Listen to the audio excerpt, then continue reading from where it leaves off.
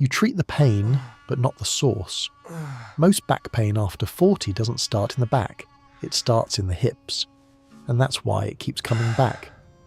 Many people wake up feeling stiff, straighten up slowly, press their lower back, and assume age has finally caught up.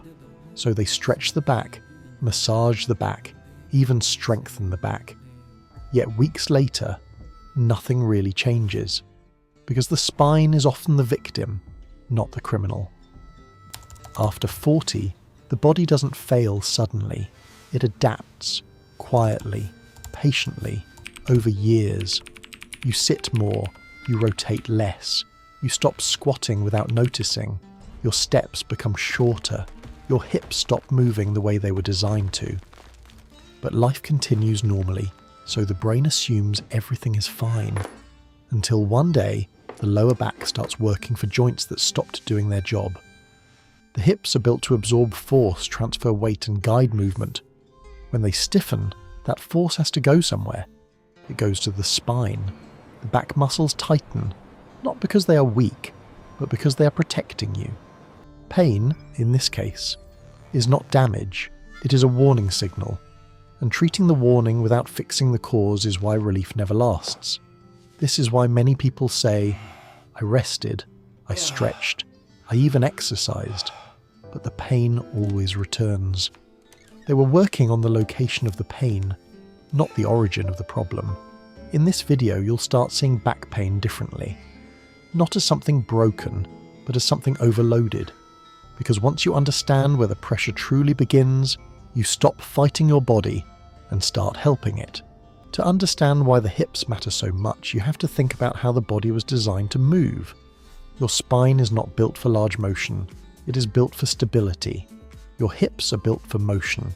They are meant to bend, rotate, and absorb impact every time you walk, sit, stand, or reach. When this balance works, movement feels effortless. When it doesn't, the body starts improvising. Imagine trying to open a door with a rusty hinge. Instead of the hinge moving smoothly, the wood around it begins to bend. Eventually, the door frame cracks, not because it was weak, but because it was forced to move in a way it never should. That is what happens between the hips and the lower back. After 40, daily life slowly reduces hip mobility. Long sitting keeps the hip flexors shortened. Driving limits rotation. Chairs replace the floor. Elevators replace stairs. We stop turning our bodies and start turning only our shoulders. The brain adapts to this as the new normal. So when you bend to pick something up, instead of the hips folding backward, the lower spine bends forward. When you twist, instead of rotating through the pelvis, the small spinal joints take the load. When you walk uphill, instead of the glutes pushing you forward, the back tightens to hold you upright. None of these movements feel dramatic. They feel ordinary. But repetition is what changes the body. Thousands of small compensations per day slowly teach the nervous system a new pattern. The back moves, the hips don't. Over months and years, the muscles around the spine stay constantly alert. They never truly relax because they are doing a job they were never designed to do. This is why many people feel fine while resting, but pain appears during simple movements like standing up, turning in bed, or carrying groceries. The spine is reacting to accumulated load, not a single injury. And here's the important part. The body protects before it breaks. Tightness is protection. Stiffness is protection. Even sharp pain is often protection. The brain senses instability and orders the muscles to guard the area. The more the hips stop contributing, the more the back guards. So people stretch the back harder. They push into the painful area. They strengthen the muscles already overworking. For a short time, it feels better, because blood flow increases and the nervous system calms temporarily. But the movement pattern remains the same. The hips still don't move. The spine still compensates. The cycle repeats. This is why many treatments feel helpful but never final. They address the symptom the body shows, not the behavior the body learned. To change pain long term, you don't begin where it hurts. You begin where movement stopped, and in most adults after 40, that place is the hips. Once the hips relearn how to rotate and extend, the spine no longer needs to guard every motion. Relief then doesn't come from forcing the back to relax. It comes from removing the reason it had to tighten. Most people never notice their hips have stopped moving, because the body is incredibly good at hiding problems until compensation becomes exhaustion. You don't wake up one day with immobile hips. You gradually replace natural movement with convenient movement. You lean instead of step.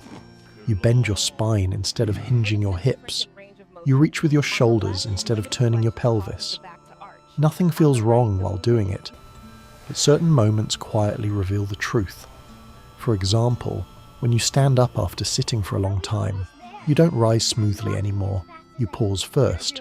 You place your hands on your thighs. Your back tightens before your legs even start working. That hesitation is not weakness. It is your nervous system preparing to stabilize a joint that no longer moves well, or when you put on socks. Years ago, you could lift your leg comfortably. Now you either hold your breath, round your back, or sit down to finish the task. The hips should fold easily toward the chest. When they don't, the spine bends to compensate. Another common moment appears while walking. Your steps become shorter. Your stride loses its natural swing. Your upper body moves more than your lower body. You may not call it pain yet, just stiffness, tightness, or fatigue after a normal day. But the body is already redistributing workload. The glutes, which should power each step, contribute less. The lower back begins acting like a stabilizing pole instead of a flexible bridge. Over time, small protective patterns become permanent habits. You begin avoiding certain movements without realizing it. You turn your whole body instead of twisting. You avoid low chairs. You brace before coughing or sneezing. You hesitate before lifting light objects. None of these feel serious individually, but together they tell a consistent story. The hips have reduced motion, and the spine has taken responsibility. People often interpret these signs emotionally. They think, I'm getting old. My back is fragile. I should avoid movement. So they move less. And moving less further decreases hip mobility. This is how pain becomes a cycle. Not from a sudden injury, but from the slow removal of motion the body depended on. Interestingly, pain rarely appears during inactivity. It appears when life asks for natural movement again, turning quickly, stepping down, carrying groceries, playing with grandchildren. The body is not rejecting activity, it is unprepared for it. Recognizing these signals changes the conversation. Instead of asking, how do I protect my back? You begin asking, why does my back need protection in the first place? Because pain is often the last step of adaptation. Before pain, there was stiffness. Before stiffness, there was reduced movement. Before reduced movement, there were habits. And habits can be changed, but only once you see them. In the next part, we'll look at why traditional approaches often fail, and why focusing only on the painful area can unintentionally prolong the problem. When pain appears, the natural reaction is simple. Find the painful spot and fix it. So people press the lower back. They stretch the lower back. They massage the lower back. They strengthen the lower back. And at first, it makes sense, because that is where the sensation lives. But the body does not always place pain at the source of the problem. Pain is often placed at the place doing the extra work. Think about holding a heavy bag with one hand because the other arm is tired. After a while, the hand holding the bag hurts. Not because the bag belongs to that hand, but because that hand is compensating. Your lower back works the same way.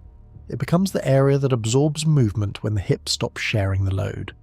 So every time you bend forward, stand up, twist, or walk uphill, the spine handles forces it was never designed to manage alone. Over time, muscles tighten to protect joints. The nervous system increases sensitivity, and eventually simple movements trigger discomfort. Now imagine what happens when you stretch only the painful area. You temporarily relax the guarding muscles, blood flow increases, the brain senses relief. But then you return to daily life. You sit the same way, you move the same way, you bend the same way. The hips still contribute less than they should. so the back tightens again, not because treatment failed, but because behaviour remained unchanged. This is why many people feel better right after therapy sessions but sore again the next morning. The relief was real, but it addressed protection, not cause. Strengthening can follow the same pattern. If you strengthen the lower back without restoring hip motion, you simply train the body to compensate more efficiently. The spine becomes stronger at doing the wrong job. For a while, pain decreases because the tissues tolerate load better, but months later, stiffness returns, often deeper and more persistent, because endurance does not replace proper mechanics. Another common approach is avoiding movement entirely. People fear bending, lifting, or twisting. They move carefully and reduce activity. In the short term, this feels safe. In the long term, it reduces circulation, decreases joint nutrition, and weakens coordination between muscles. The hips grow even less mobile. The back grows even more protective. The body is not becoming fragile. It is becoming specialized in guarding. What many people call a bad back is often a protective strategy repeated for years. The spine learns to expect instability, so it prepares for danger before movement even begins. That is why pain can appear suddenly during harmless tasks. Tying shoes, getting out of a car, reaching into a cabinet. The movement itself is small, but the anticipation of load triggers muscle guarding instantly. Understanding this changes the goal. Instead of forcing the back to relax, you remove the reason it needs to guard. Instead of chasing pain, you restore participation. When the hips begin moving again, even slightly, the nervous system detects shared workload. The spine no longer feels alone in stabilizing the body, and often pain reduces not dramatically but quietly. Less morning stiffness, less hesitation. Less need to stretch constantly. Relief becomes a side effect of balance returning. In the next part, we'll look at what daily habits quietly limit hip movement, and why most of them feel completely normal. The body rarely changes because of one big event. It changes because of thousands of small repetitions. Most hip stiffness after 40 doesn't come from injury. It comes from comfort. Modern life removes the need for deep movement. We sit to work. We sit to travel. We sit to rest. We sit to relax. Hours pass with the hips bent at nearly the same angle. The muscles at the front of the hips slowly shorten. The muscles at the back stop fully activating. The brain learns a new default position, seated. Standing up becomes a temporary action, not a natural state. At first, the body adapts easily, but adaptation always has a trade-off. When hip extension decreases, walking changes. The step behind you becomes shorter. To stay upright, the lower back arches slightly more. You don't notice it in a single day, but over months, that extra arch becomes constant background tension. Another silent change happens with rotation. Years ago, you likely turned your whole body when reaching sideways. Now you keep your hips facing forward and twist only your upper body. This feels efficient. Less effort, less movement. But rotation is meant to be shared. When the pelvis stops rotating, the small joints of the spine absorb the twist repeatedly. They were designed for guidance, not repetition under load. Even relaxing habits contribute. Soft sofas feel comfortable because they support you passively. But they also remove the need for stabilizing muscles to engage. Your body sinks instead of balances. Over time, the hips lose the reflex to stabilize during small movements. Stepping sideways, reaching down, turning quickly. Footwear also plays a role. Highly cushioned shoes reduce feedback from the ground. The ankles move less. The hips respond less. Walking becomes quieter but less dynamic. The body prefers predictability, so it narrows movement to the smallest safe range. You stop squatting to pick objects up and start bending from the waist. You avoid sitting on the floor. You step around obstacles instead of over them. None of these choices feel unhealthy. They feel convenient, but convenience reduces variability, and variability is what keeps joints adaptable. The hips are designed to explore angles. deep flexion, extension, rotation. Remove those angles long enough, and the brain labels them unnecessary. When a movement becomes unused, the nervous system stops maintaining it. Then one day, life asks for it again, lifting luggage, climbing stairs quickly, or turning suddenly, and the body reacts with tightness or pain. Not because the task is extreme, but because the movement is unfamiliar. This is why some people feel fine during routine days, but sore after harness activities. The problem wasn't the activity. It was the absence of preparation over time. You cannot feel mobility leaving in real time.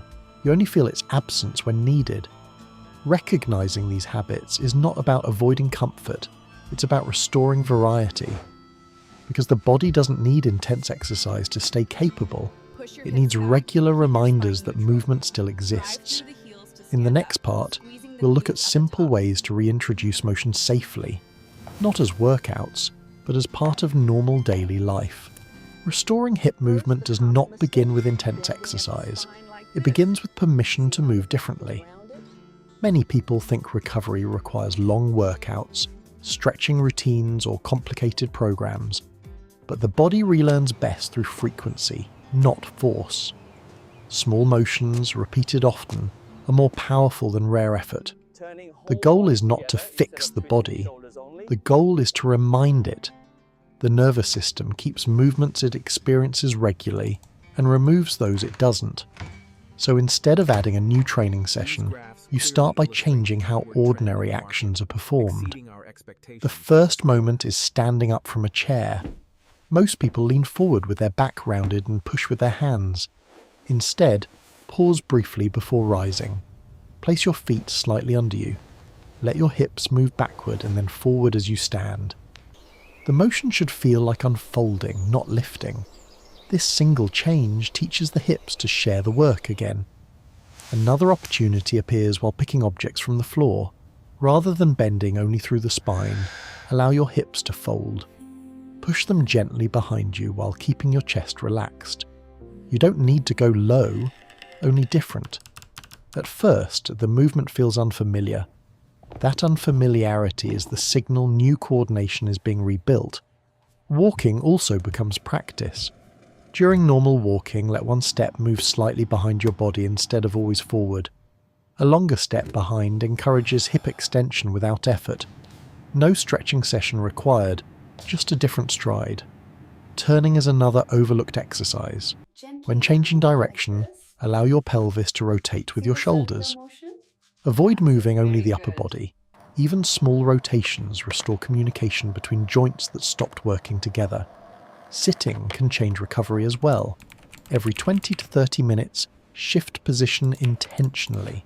Slide one foot back under the chair. Sit slightly forward for a moment. Stand briefly before sitting again. You're not interrupting work. You're refreshing coordination. The body doesn't need perfect posture all day. It needs variation. Floor contact is especially powerful. Occasionally sitting on a low surface or carefully lowering yourself closer to the ground introduces angles chairs never use. You don't stay there long. You just visit the position. The nervous system registers it and keeps the option available. Breathing helps guide these changes. Slow breathing reduces protective muscle tension.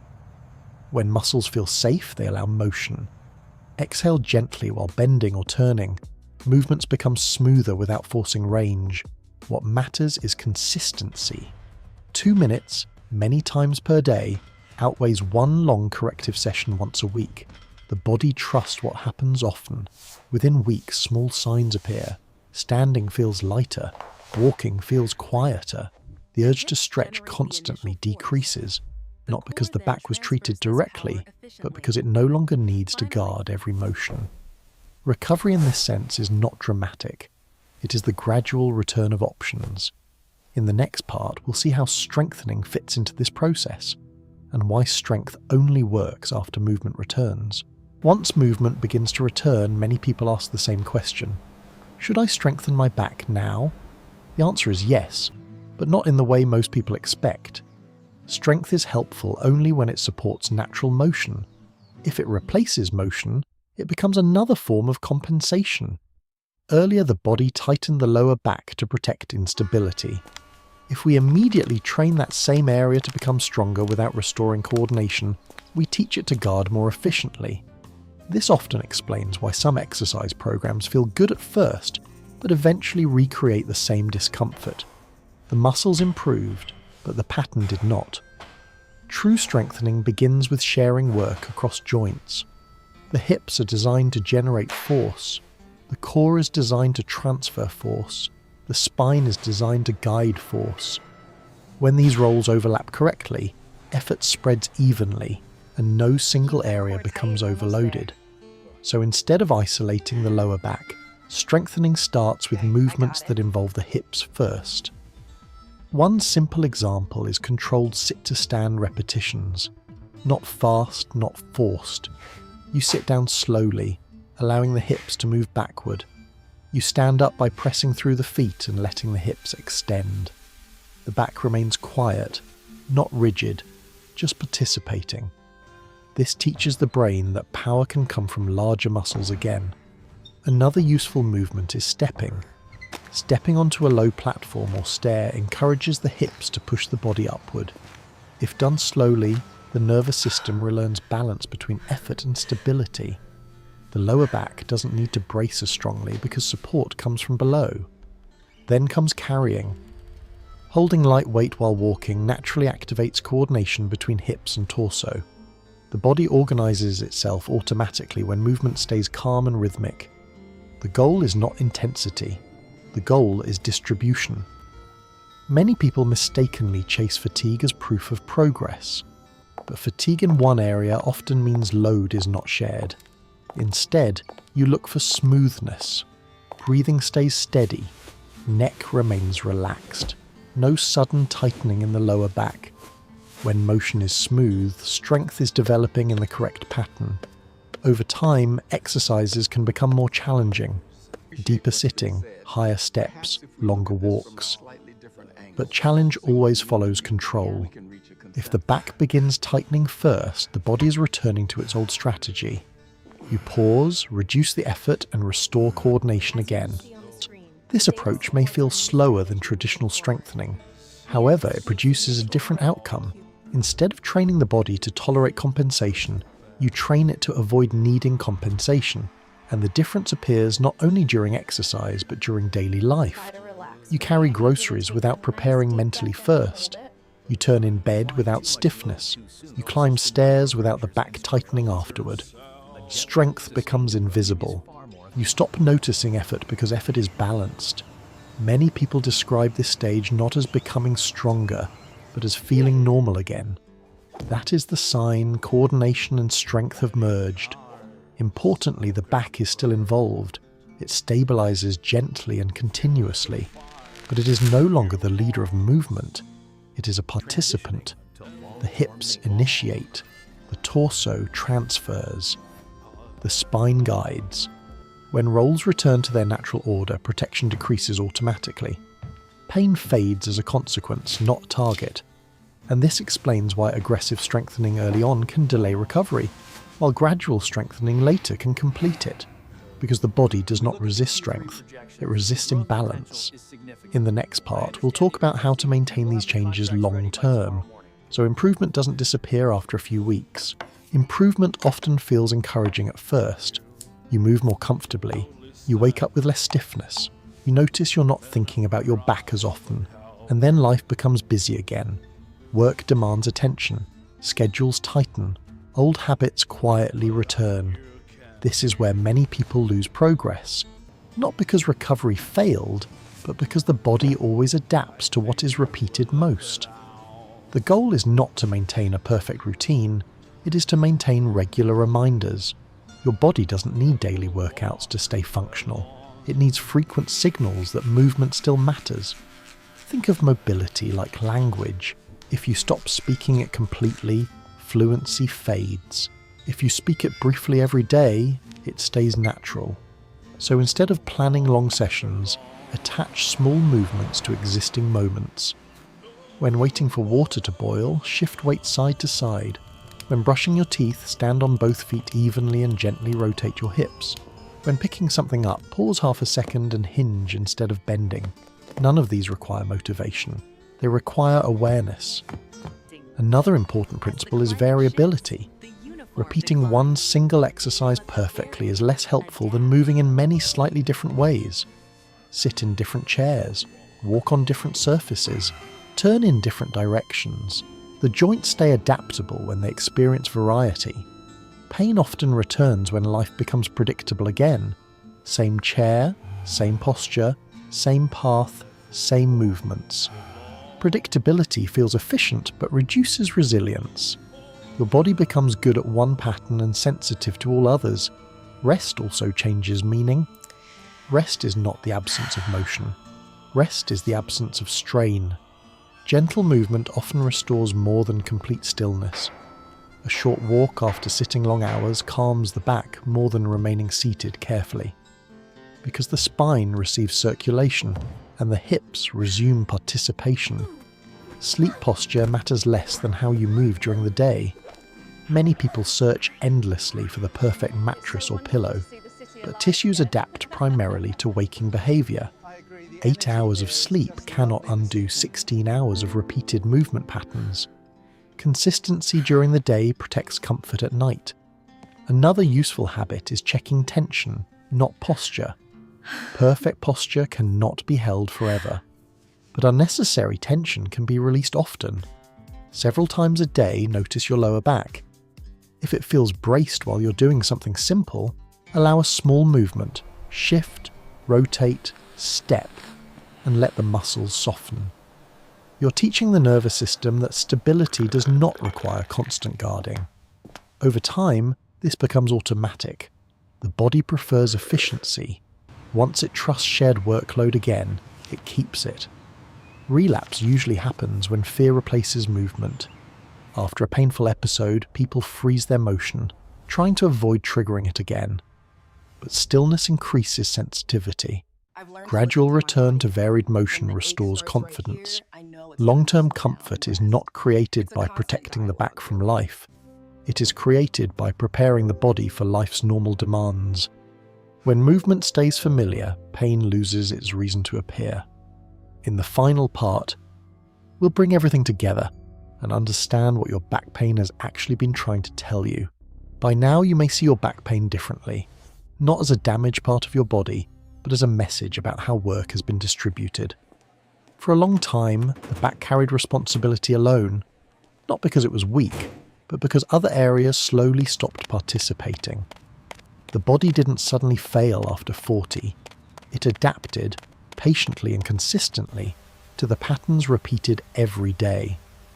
Pain appeared only when adaptation reached its limit, so the discomfort you felt was not betrayal. It was communication. The back tightened to protect. The nerves became sensitive to warn. The stiffness tried to slow you down before something more serious happened. And when you only tried to silence the signal, it returned, because the reason remained. Now you understand something important. Relief doesn't begin where pain lives. It begins where movement disappeared. The hips needed to move again. The body needed variation again. Strength needed coordination again. Nothing extreme, nothing aggressive, just restoring balance the body always expected. Many people spend years searching for the perfect stretch, the perfect chair, the perfect treatment. But comfort rarely comes from finding the perfect support. It comes from reducing the need for support. When the hips share load, the spine relaxes without being forced. When movement becomes familiar, fear becomes unnecessary. And when fear leaves, tension follows. You don't have to monitor every posture. You don't have to move carefully forever. You simply return options to your body, and it does the rest quietly. If this explanation changed how you think about pain, keep that awareness with you today. Stand up once differently. Take one step slightly longer behind you. Turn your body instead of only your shoulders. Small changes repeated become new habits. New habits become comfort, and comfort, maintained gently, tends to stay. If you found this helpful, consider sharing it with someone who still believes their back is the problem. Sometimes understanding removes more pain than effort ever could.